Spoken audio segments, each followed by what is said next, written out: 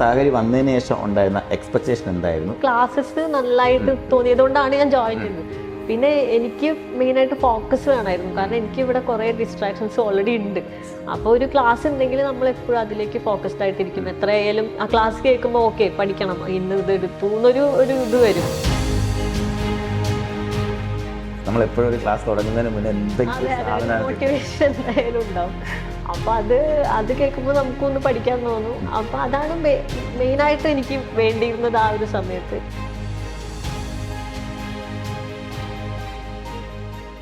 Food safety officer വിജയഗാഥകൾ നമ്മുടെ ഉദ്യോഗാർത്ഥികൾ continue ചെയ്യാണ്.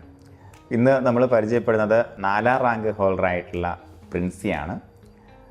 പ്രിൻസി, എനിക്ക് തോന്നുന്നു നമ്മളെ ഏത് ബാച്ചിലായിരുന്നു വന്നിട്ടുണ്ടായിരുന്നത്? ഞാൻ മെയ് ബാച്ചാണ്. നമുക്ക് ഒരു ഏകദേശം 2 മാസം കഴിഞ്ഞിട്ടാണ് ജോയിൻ ചെയ്യുന്നത്. അതെ അതെ. ബാക്ക്ഗ്രൗണ്ട് എന്താ പ്രിൻസിയുടെ? ബയോടെക്നോളജിയാണ്. അതായത് നമുക്ക് ഈ നോട്ടിഫിക്കേഷൻ വരുന്ന സമയത്ത് വർക്ക് ചെയ്യുന്നുണ്ടായിരുന്നു? ഇല്ല. ആ സമയത്ത് ഞാൻ ബോംബെയിലായിരുന്നു. അപ്പോൾ ഇങ്ങനെ അവിടെ കണ്ടിന്യൂ ചെയ്യാൻ ഫാമിലി ഉള്ളത് കൊണ്ട് കണ്ടിന്യൂ ചെയ്യാൻ പറ്റാതെ റിസൈൻ ചെയ്ത് വന്ന ടൈമിലാണ് ഇതിന്റെ നോട്ടിഫിക്കേഷൻ വരുന്നത്. അപ്പൊ ഇനി നാട്ടിൽ തന്നെ അവിടെ നിന്ന് പോകുന്നതിന്റെ വിഷമം ഉണ്ടായിരുന്നു. അപ്പൊ നാട്ടിൽ തന്നെ എന്തെങ്കിലും നോക്കാന്ന് വെച്ചാൽ ഫസ്റ്റ് കണ്ട നോട്ടിഫിക്കേഷൻ ആണ് ഇത്. പിന്നെ ഞങ്ങളുടെ ബയോടെക്നോളജിയിൽ PSC കോൾ ഫോർ ചെയ്യുന്നത് വളരെ കുറവാണ്. അപ്പോൾ കിട്ടുന്നതിന് അപ്ലൈ ചെയ്യാനേ നമുക്ക് പറ്റുള്ളൂ. നമ്മുടെ ഫീൽഡ് തന്നെ നോക്കിയിരുന്നാൽ ചിലപ്പോൾ ഇരിക്കലേ ഉണ്ടാവുള്ളൂ. കറക്റ്റ് ടൈമിൽ തന്നെ നോട്ടിഫിക്കേഷൻ വരുന്നു എന്നുള്ളതാണ് അല്ലേ? അപ്പോൾ നമ്മൾ പഠിച്ചു തുടങ്ങാൻ വേണ്ടി ഫസ്റ്റ് ഒരു ബിഗിനിങ് എങ്ങനെയായിരുന്നു പ്രിൻസി? ഫസ്റ്റ് ഞാൻ അങ്ങനെ കാര്യമായിട്ട് നോക്കിയിരുന്നില്ല എന്ന് വെച്ചാൽ നോട്ടിഫിക്കേഷൻ വന്ന് സിലബസ് കണ്ട് അങ്ങനെയൊക്കെ ആയിരുന്നു. ഒരു മെയിലൊക്കെ തന്നെ ഞാൻ സ്റ്റാർട്ട് ചെയ്യുന്നത് കാര്യമായിട്ട്. അപ്പോൾ ഫസ്റ്റ് ഇതിൻ്റെ ക്ലാസ്സസ് കേൾക്കാനാണ് തുടങ്ങിയത്. ഡയറിയൊക്കെ എത്രത്തോളം ഉണ്ട്, ഇത് എത്രത്തോളം ഡെപ്തിൽ പഠിക്കണം. കാരണം ഒരുപാട് ഡീപ്പായിട്ടുള്ള ചോദ്യങ്ങൾ വരുവെച്ചാൽ അതെനിക്ക് കുറച്ച് ബുദ്ധിമുട്ടായിരിക്കും. കാരണം എനിക്കതിൽ ബേസിക്സ് ഇല്ല. അപ്പം ഞാൻ ആ വെക്കേഷൻ ടൈമിൽ തന്നെയാണ് പഠിച്ചു തുടങ്ങുന്നത്. ആ സമയത്ത് നാട്ടിലായിരുന്നു.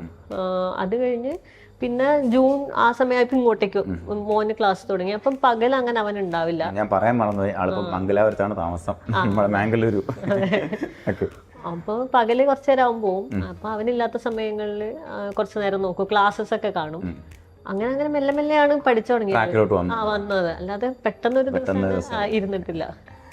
അപ്പോൾ നമുക്ക് തുടക്കത്തിലേക്കൊന്ന് വേറെ 1-2 സ്ഥലങ്ങളിലൊക്കെ ആയിട്ട് സ്റ്റാർട്ട് ചെയ്തിട്ട് പിന്നെ സഹകാരിയുടെ എൻട്രി എങ്ങനെയായിരുന്നു? അതെ, സാറിൻ്റെ ഒരു യൂട്യൂബിൽ ഫ്രീ ക്ലാസ്സസ് കുറച്ച് അവൈലബിൾ ആയിരുന്നല്ലോ. അങ്ങനെ ആദ്യമായിട്ട് ഞാൻ ഡയറിയുടെ ക്ലാസ് കേൾക്കുകയാണ്. അപ്പോഴാണ് ഞാൻ ഇതിൽ ജോയിൻ ചെയ്യുന്നത്. പിന്നെ ഞാൻ റെഗുലറായിട്ട് ക്ലാസ്സസ് അറ്റൻഡ് ചെയ്യും. ആദ്യ വെബിനാർ മീറ്റിംഗിൽ പങ്കെടുത്തു. ആദ്യത്തെ ഒരു വെബിനാർ മീറ്റിംഗിൽ അത് ആദ്യത്തെ ഒന്നും ആയിരുന്നില്ല സാറിന്റെ, നമുക്കത് എൻട്രി വെബിനാർ വഴി മാത്രം. അതെ. അപ്പൊ ആ ഒരു ബാച്ചിൽ ഞാനും ഒരു പ്രാവശ്യത്തെ വെബിനാർ അറ്റൻഡ് ചെയ്യുന്നു, ജോയിൻ ചെയ്യുന്നു. ആദ്യത്തെ ഫസ്റ്റ് 2 പ്രാവശ്യമായിട്ടായിരുന്നു അത് കോഴ്സ് ഫീ. അങ്ങനെ അപ്പൊ ഫസ്റ്റ് ഇഷ്ടപ്പെട്ടു വെച്ചാൽ പിന്നെ മതി എന്ന് പറഞ്ഞിട്ട് അങ്ങനെ ആദ്യം കൊടുത്ത് ജോയിൻ ചെയ്യുന്നു. അപ്പൊ നമുക്ക് ഉറപ്പായിട്ട് നമ്മള് വരുമ്പോഴത്തേക്കും അല്ലെങ്കിൽ ഏതൊരു സിനിമയ്ക്ക് പോകുമ്പോഴത്തേക്കും എക്സ്പെക്ടേഷൻ വേഴ്സസ് റിയാലിറ്റി ഉണ്ടായിരിക്കും. നമുക്ക് സാഹചര്യം വന്നതിന് ശേഷം ഉണ്ടായിരുന്ന എക്സ്പെക്ടേഷൻ എന്തായിരുന്നു? ക്ലാസ്സസ് നല്ലതായിട്ട് തോന്നിയതുകൊണ്ടാണ് ഞാൻ ജോയിൻ ചെയ്തത്. പിന്നെ എനിക്ക് മെയിനായിട്ട് ഫോക്കസ് വേണമായിരുന്നു, കാരണം എനിക്ക് ഇവിടെ കുറേ ഡിസ്ട്രാക്ഷൻസ് ഓൾറെഡി ഉണ്ട്. അപ്പോൾ ഒരു ക്ലാസ് ഉണ്ടെങ്കിൽ നമ്മൾ എപ്പോഴും അതിലേക്ക് ഫോക്കസ്ഡ് ആയിട്ടിരിക്കും. എത്രയായാലും ആ ക്ലാസ് കേൾക്കുമ്പോൾ ഓക്കെ പഠിക്കണം, ഇന്ന് ഇത് എടുത്തു എന്നൊരു ഇത് വരും. നമ്മൾ എപ്പോഴും ഒരു ക്ലാസ് തുടങ്ങുന്നതിന് മുന്നേ എന്തെങ്കിലും മോട്ടിവേഷൻ എന്തായാലും ഉണ്ടാവും. അപ്പോൾ അത് കേൾക്കുമ്പോൾ നമുക്കൊന്ന് പഠിക്കാൻ തോന്നും. അപ്പോൾ അതാണ് മെയിനായിട്ട് എനിക്ക് വേണ്ടിയിരുന്നത് ആ ഒരു സമയത്ത്. കാരണം എനിക്ക് ഒരു എപ്പോഴും അങ്ങനെ കൺസിസ്റ്റന്റ് ആയിട്ട് മോട്ടിവേഷൻ നിൽക്കുന്ന ഒരാളല്ല. അല്ലാന്ന് വെച്ചാല് അല്ലാന്ന് ഇങ്ങനെ ഇല്ലാന്ന് പറയാൻ പറ്റില്ല. അതെ, പക്ഷെ എനിക്ക് ഡിസ്ട്രാക്ഷൻസ് ഉണ്ട്. കാരണം എനിക്ക് ഫാമിലി ഇവിടെ ഞങ്ങൾ മാത്രമേ ഉള്ളൂ. പാരന്റ്സ് ഹെൽപ്പിന് അങ്ങനെ ആരും ഇല്ല. അപ്പൊ എല്ലാം നമ്മൾ തന്നെ ചെയ്യണം. പിന്നെ ആള് ബാങ്കിലായതുകൊണ്ട് ആളും പൊതുവെ ബിസി ആയിരിക്കും.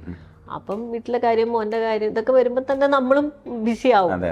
അപ്പോൾ അതിൻ്റെ ഇടയിൽ കൂടെ ഇതും കൂടെ കൊണ്ടുപോകാന്നുള്ളത് എനിക്ക് കുറച്ച് ചാലഞ്ചിങ് ആയിരുന്നു. അപ്പോൾ അതിനിത് ഒരുപാട് ഹെൽപ്പ് ചെയ്തിട്ടുണ്ട് സാറിൻ്റെ ക്ലാസ്സസ്. അപ്പോൾ നമുക്ക് പൊതുവെ നമ്മുടെ കോഴ്സിൽ വരുമ്പോഴത്തേക്കും നമ്മൾ മുന്നോട്ട് വയ്ക്കുന്ന ഒരു ആശയം നമുക്കൊരു ഓഫ്ലൈൻ ക്ലാസ്സിൽ പഠിക്കുന്ന പോലെ പഠിച്ചു പോകണം എന്നുള്ളത്. അപ്പോൾ എന്തായാലും നമുക്കൊരു ഡെഡ് ലൈൻസ് ഉണ്ട്, എല്ലാ കാര്യത്തിലും ഡെഡ് ലൈൻസ് ഉണ്ട്. ഇതിനിടയ്ക്ക് ഡെഡ് ലൈൻ ഒക്കെ മീറ്റ് ചെയ്യാൻ പറ്റുമായിരുന്നു? ഡെഡ് ലൈൻ മീറ്റ് ചെയ്യും. അതുപോലെ പരീക്ഷ ഞാൻ അറ്റൻഡ് ചെയ്യും. പക്ഷെ സാറിനെ അറ്റൻഡ് ചെയ്തതിൽ കണ്ടിട്ടേ ഉണ്ടാവില്ല. ചിലപ്പോൾ 10 റാങ്കിലൊന്നും ഞാൻ പെട്ടിട്ടേ ഉണ്ടാവില്ല ഒരിക്കലും. ഞാൻ വല്ല 2nd പേജിലോ 3rd പേജിലോ ഒക്കെ, കാരണം എനിക്കത് അറ്റൻഡ് ചെയ്യണമെന്നുണ്ടാവും. പക്ഷെ അത്രയും പ്രിപ്പയർ ചെയ്ത് അറ്റൻഡ് ചെയ്യാൻ പറ്റുന്നുണ്ടാവില്ല ആ ഒരു പോയിന്റ് ഓഫ് ടൈമിൽ. പക്ഷെ ക്വസ്റ്റ്യൻസിന്റെ പാറ്റേൺ ഒക്കെ എങ്ങനെയാണെന്ന് അറിയണമെന്നുണ്ടാവും. അപ്പൊ പിന്നെ എന്തായാലും ഞാൻ അറ്റൻഡ് ചെയ്യും. അങ്ങനെ അറ്റൻഡ് ചെയ്ത് പോയി. അപ്പൊ എനിക്ക് ആദ്യത്തെ റാങ്കുകൾ കാണുമ്പോൾ തോന്നും, പക്ഷെ ഞാൻ പുറകിലാണല്ലോ തോന്നും, എന്നാലും ഞാൻ അറ്റൻഡ് ചെയ്യും.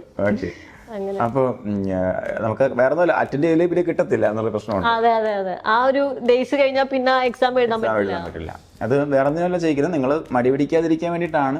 അതെ അതെ, നമുക്ക് ചിലപ്പോൾ ഭയങ്കര സ്പീഡിൽ ഓടാൻ പറ്റില്ലായിരിക്കും, പക്ഷെ മേക്ക് ഷുവർ നമ്മൾ എന്ത് ചെയ്യണം, നമ്മൾ ഒരു സ്റ്റെപ്പെങ്കിലും മുന്നോട്ട് പോയി എന്ന് എല്ലാ ദിവസവും ഉറപ്പാക്കാൻ വേണ്ടിയിട്ടുള്ള ഒരു സിസ്റ്റമാണ്.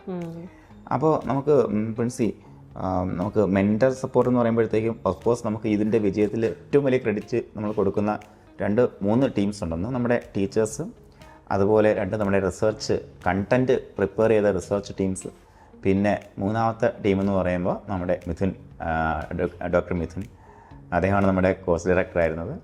അപ്പോൾ പുള്ളിയുടെ ആ ഒരു ഇൻഫ്ലുവൻസ് എത്രത്തോളം ഉണ്ടായിരുന്നു? മിഥുൻ സാറിന് ഞാൻ ലാസ്റ്റത്തേക്കാണ് സാറിനായിട്ടുള്ള ഇന്ററാക്ഷൻ വരുന്നത്, മെയിനായിട്ട് പരീക്ഷ കഴിഞ്ഞിട്ടുള്ള ആ സമയത്താണ്. അതിന് മുന്നേ ഒക്കെ എനിക്ക് തോന്നുന്നു ഞാൻ തന്നെ അങ്ങനെ നോട്ടീസ് ചെയ്യപ്പെടണ്ടെന്ന് തന്നെ വിചാരിച്ചിട്ടുണ്ട്. കറക്റ്റ്, അതായത് ചോദിച്ചാലൊന്നും അങ്ങനെ റെസ്പോണ്ട് വെച്ചാൽ എനിക്ക് എന്റെ കൂടെയുള്ള കുട്ടികളൊക്കെ നന്നായി പ്രിപ്പയർ ചെയ്യുന്നുണ്ടാവും. നമുക്കത് ചെയ്യാനുള്ള പറ്റും, സ്കില്ലുണ്ട്, പക്ഷെ നമ്മൾ മാർക്ക് ആകുന്നില്ല എന്നൊരു ഫീൽ. അല്ല, പിന്നെ എനിക്ക് ടൈം കൺസ്ട്രെയിൻസ് ഉണ്ട്. അപ്പൊ അവരുടെ ഒപ്പം ആ പോയിന്റ് ഓഫ് ടൈമിൽ അവരുടെ ഒപ്പം ആയിരിക്കില്ല ഞാൻ. അപ്പോൾ ലാസ്റ്റ് എൻ്റെ അടുത്തും മിഥുനാണ് പറയുന്നത്, സാഹേ ഇത്ര പേര് വന്നിട്ട് ഉണ്ട്, അപ്പൊ ഇത്ര മാർക്ക് ഉണ്ട് എന്നുള്ള കാര്യത്തിൽ. അപ്പം നമുക്ക് ആ ഒരു പരീക്ഷയ്ക്ക് ചെന്നിട്ടുള്ള ഒരു അവസ്ഥ എന്തായിരുന്നു, എങ്ങനെ നമുക്ക് ഹാൻഡിൽ ചെയ്യാൻ പറ്റുമോ? എക്സാം ഹാളിലുള്ള പ്രഷർ ഹാൻഡിൽ ചെയ്യാൻ പറ്റുമോ? എക്സാം ഹാളിൽ എനിക്ക് ഇരിക്കുമ്പോൾ പൊതുവെ ഞാൻ കാമായിട്ടുള്ള ഒരാളാണ്. അപ്പം ക്വസ്റ്റ്യൻ പേപ്പർ പിന്നെ നമ്മൾ കുറച്ച് എന്താ പറയുക, കുറച്ച് എഫേർട്ട് എടുത്ത് കാമാവും. കാരണം ആ ടൈമിൽ വെറുതെ പാനിക്കായിട്ട് കാര്യമില്ലല്ലോ. അത് കഴിഞ്ഞ് പിന്നെ ക്വസ്റ്റ്യൻ പേപ്പർ പോകെയാണ് നമുക്ക് ഇത് തീരൂല എന്നുള്ള പോയിന്റ് മനസ്സിലായി തുടങ്ങി.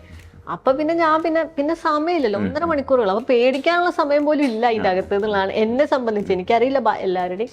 അപ്പൊ ഞാനിത് എങ്ങനെയെങ്കിലും അതിന്റെ എൻഡ് വരെ എത്തിക്കുക. അപ്പം അധികം സ്റ്റേറ്റ്മെന്റ് ടൈപ്പ് ക്വസ്റ്റ്യൻസ് ആയിരുന്നു ഓൾമോസ്റ്റ് വരുന്നത്. അപ്പൊ എനിക്ക് ഒട്ടും അറ്റംപ്റ്റ് ചെയ്യുന്നത് ഞാൻ റീഡ് ചെയ്യാനേ പോയിട്ടില്ല, ജസ്റ്റ് ജമ്പ് ചെയ്ത് അവസാനം വരെ എത്തി. പിന്നെ സെക്കൻഡ് റൗണ്ടിലാണ്. അതും വല്ലാണ്ട് കിട്ടില്ല എന്ന് തോന്നിയത് ഞാൻ വിട്ടേ കളഞ്ഞ്, ടൈം എടുത്തില്ല ഞാൻ അതിന്. അങ്ങനെയാണ് എക്സാം എഴുതിയത്. റിസ്ക് കുറച്ചൊക്കെ എടുത്തു. എന്ന് വെച്ചാല് വല്ലാണ്ട് കറക്കി കുത്തിയില്ല. നെഗറ്റീവ് മാർക്കിങ്ങും പ്രശ്നമാണല്ലോ. ഒരുവിധം എനിക്ക് കോൺഫിഡൻസ് തോന്നുന്നതിനെ കുത്തിയിട്ടുള്ളൂ. അതായത് ഒരു 60% എങ്കിലും കോൺഫിഡൻസ് ഉള്ളതേ കുത്തിയിട്ടുള്ളൂ. ഇനി ഒരു നെക്സ്റ്റ് ഒരു എക്സാമിനേഷൻ പ്രിപ്പയർ ചെയ്യാനുള്ള കോൺഫിഡൻസ് എത്ര ലെവലിലുണ്ട് പ്രിൻസി? അതെ, നെക്സ്റ്റ് എന്തായാലും പ്രിപ്പയർ ചെയ്യും. ഏത് എക്സാം വന്നാലും നമുക്ക് കോൺഫിഡൻസ് അത് വന്നിട്ടുണ്ട്. ഓക്കെ, അത് ആണ് നമുക്കിപ്പോൾ സഹകാരിയിൽ നിന്ന് ഒരാൾ ഇറങ്ങുമ്പോഴത്തേക്ക് കൊടുക്കാൻ പറ്റുന്ന ഏറ്റവും വലിയ കോൺഫിഡൻസ് അതാണ്. ഈ ഏത് എക്സാം വന്നാലും നമുക്ക് അത് പിടിക്കാൻ പറ്റും എന്നുള്ളത്. അപ്പോൾ നമുക്ക് എസ്പെഷ്യലി പ്രിൻസിൻ്റെ കാര്യം പറയുമ്പോൾ നമുക്കൊരു നിലവിലുണ്ടായിരുന്ന ജോലി കുറച്ച് കൺസ്ട്രെയിൻസ് മൂലം ഉപേക്ഷിക്കുന്നു.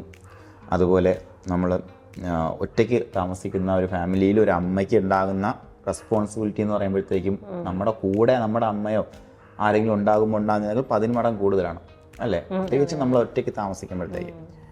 അപ്പോൾ ഈ കുട്ടിയുടെ കാര്യങ്ങളും ബാക്കി ഇതെല്ലാം കൂടെ മാനേജ് ചെയ്തുകൊണ്ട് പോകാൻ മടിച്ച് നിൽക്കുന്ന ഒത്തിരി ലേഡീസ് ഉണ്ടാവും. അപ്പോൾ അവർക്ക് എന്ത് മെസ്സേജാണ് പ്രിൻസി കൊടുക്കാനുള്ളത്? അവർക്ക് എനിക്കായിട്ട് ആരും മെസ്സേജ് തന്നിട്ടൊന്നുമില്ല. ഞാൻ എനിക്ക് ആവശ്യം ഉണ്ടെന്ന് തോന്നിയത് കൊണ്ടാണ്, വെറുതെ വീട്ടിലിരുന്നാൽ പോരാന്നുള്ള തോന്നൽ എനിക്കുള്ളത് കൊണ്ടാണ് ഞാൻ പോയത്. അപ്പൊ അതുപോലെ എല്ലാവർക്കും ചെയ്യാവുന്നതേ ഉള്ളൂ. എനിക്കൊക്കെ ചെയ്യാന്ന് വെച്ചാൽ എല്ലാവർക്കും ചെയ്യാം. കാരണം ഇപ്പം മോനുണ്ടെങ്കിലും ഞാൻ കാലത്ത് കുറച്ച് നേരത്തെ എണീക്കും, അപ്പൊ ഇവൻ ഉറങ്ങായിരിക്കും. അതുപോലെ രാത്രി ഇവൻ കുറച്ച് നേരത്തെ ഉറങ്ങും, അപ്പോഴും ആ സമയം കിട്ടും. അപ്പൊ അങ്ങനെയൊക്കെ ടൈം കണ്ടുപിടിച്ചിട്ട് തന്നെയാണ്. അതുപോലെ ഇപ്പം കുറച്ച് എന്താ പറയാ, കൺസിസ്റ്റൻസി എന്നുള്ളതാണ് ലാസ്റ്റത്തേക്കൊക്കെ. ആദ്യമൊക്കെ കുറച്ചൊന്ന് സമയം കിട്ടും നമുക്ക്, പക്ഷെ പരീക്ഷയോട് അടുപ്പിച്ച് വരുമ്പോ എല്ലാ ദിവസവും കുറച്ച് സമയം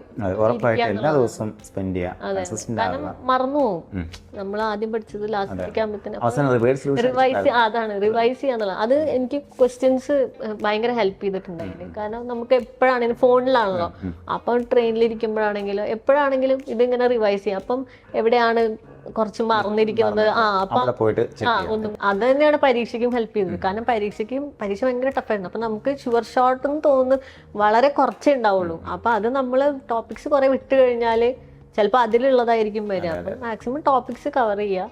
ലാസ്റ്റത്തേക്ക് ഞാൻ പുതിയതായിട്ടൊന്നും പഠിച്ചിട്ടില്ല, പഴയത് തന്നെ പിന്നെ നോക്കി. അവസാനം ലാസ്റ്റ് ദിവസം പഠിക്കാതിരുന്ന ലാസ്റ്റ് പഠിച്ചില്ല പഠിച്ചില്ല എന്ന് വെച്ചാല് ഞാൻ അങ്ങനെ ഇപ്പൊ നമുക്ക് കുറച്ച് കോൺഫിഡൻസ് കുറവുള്ള ഏരിയകൾ ഉണ്ടാവും, അത് നോക്കിയില്ല. കാരണം പിന്നെ കോൺഫിഡൻസ് പോയിട്ട് കാര്യമില്ല. അതെ, അതാണ് ഞാൻ ചെയ്തത്. അല്ലാതെ കിട്ടാത്ത അല്ലെങ്കിൽ കുറച്ച് എനിക്ക് കിട്ടില്ല എന്നുള്ളത് എനിക്കറിയാലോ, അപ്പൊ ഞാൻ പിന്നെ അത് നോക്കി വേണ്ട, അത് വേണ്ട തീരുമാനിക്കാനുള്ള മാനസികമായ ഒരു ഔന്നത്യം നമ്മൾ സൃഷ്ടിക്കുമ്പോഴത്തേക്ക് നമുക്ക് പകുതി ടെൻഷൻ അവിടെ കുറയും. അതെ അതെ, അതിൽ ചോദിക്കുന്ന ചോദ്യം എനിക്ക് വേണ്ട എന്നുള്ളത്. അപ്പോൾ നിങ്ങൾ എല്ലാവരും ആ ഒരു സൈക്കോളജിക്കൽ അഡ്വാൻറ്റേജിലേക്ക് ഉയരണം എന്നാണ് പറയാനുള്ളത്. അപ്പോൾ പ്രിൻസിയോടൊപ്പം ഇനി വരാൻ പോകുന്ന എല്ലാ എക്സാമിനേഷനും, ഫുഡ് സേഫ്റ്റി അടക്കമുള്ള എല്ലാ എക്സാമിനേഷനും പ്രിപ്പയർ ചെയ്യുന്ന ഉദ്യോഗാർത്ഥികൾക്കെല്ലാം വിജയം ഉണ്ടാകട്ടെ എന്ന് ആശംസിക്കുകയാണ്. Thank you. Thank you sir.